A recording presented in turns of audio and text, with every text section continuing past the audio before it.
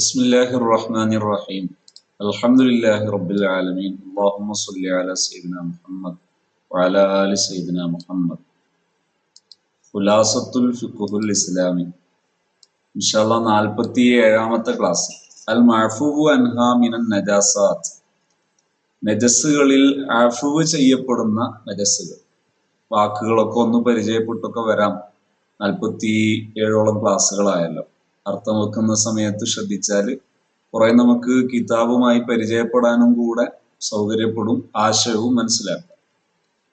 എന്താണ് അൽ മഅഫൂവു അൻഹ, വിട്ടുവീഴ്ചയുള്ളവ.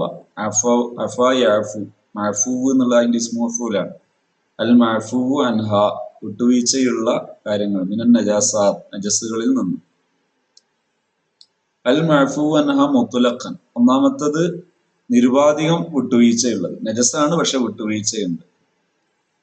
ഒന്ന്, ഖലീലുൻ മിൻ ശഅരിൻ ഔ റീഷിൻ ഔ ദുഖാനിൻ ഔ ഗുബാരിൻ ഔ ബുഖാരിൻ നജിസിൻ. ഖലീലുൻ, കുറഞ്ഞത്, മിൻ ശഅരിൻ, മുടി, ഔ റീഷിൻ അല്ലെങ്കിൽ തൂവൽ, ഔ ദുഖാനിൻ അല്ലെങ്കിൽ പുക, ഔ ഗുബാരിൻ അല്ലെങ്കിൽ പൊടി, ഔ ബുഖാരിൻ നജിസിൻ അല്ലെങ്കിൽ നജസായ പുക, തീ കത്തിച്ചിട്ടുള്ള പുക. അപ്പൊ ഇതൊക്കെ ഒരു കുറഞ്ഞതാണെങ്കിൽ അതിനൊക്കെ അഫ്വ് ഉണ്ട്.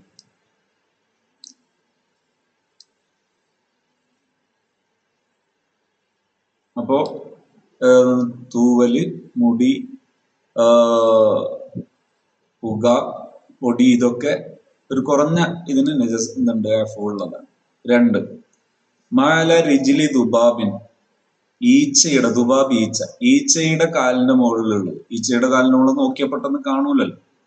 ഔ അല മംഫദി വൈരി ആദമീ, ആദമീ മനുഷ്യനല്ലാത്ത ജീവികൾ, അതിന്റെ മംഫദിലുള്ളത് അഫ്വ് ചെയ്യും.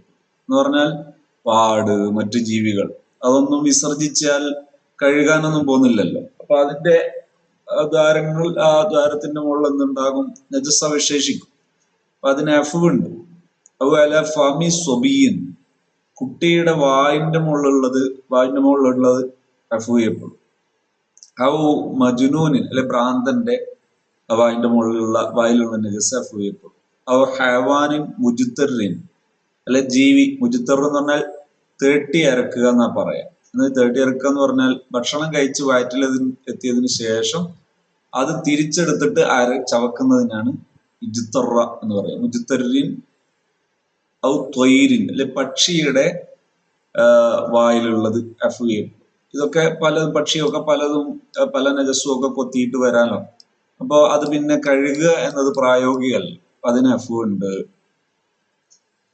മൂന്ന്, നജസുൻ ലാ യുദ്രിക്കുഹു ത്വർഫുൽ മുഅ്തദിൽ, നജസ് ലാ യുദ്രിക്കുഹു, അതിനെ കാണുന്നില്ല, അത്വർഫു, കണ്ണ്, അൽ മുഅ്തദിൽ, ഒരു നോർമൽ ആയിട്ടുള്ള കണ്ണുകൊണ്ട് കാണാൻ കഴിയാത്തത്. അതായത് മറ്റ് പിന്നെ യന്ത്രങ്ങൾ ഉപയോഗിച്ച് നോക്കിയാലേ അതിനെ കാണുള്ളൂ, അല്ലാതെ നേരെ കണ്ണുകൊണ്ട് കാണൂല. അത്തരം അത് അഫ്വ് ഉള്ളതാണ്.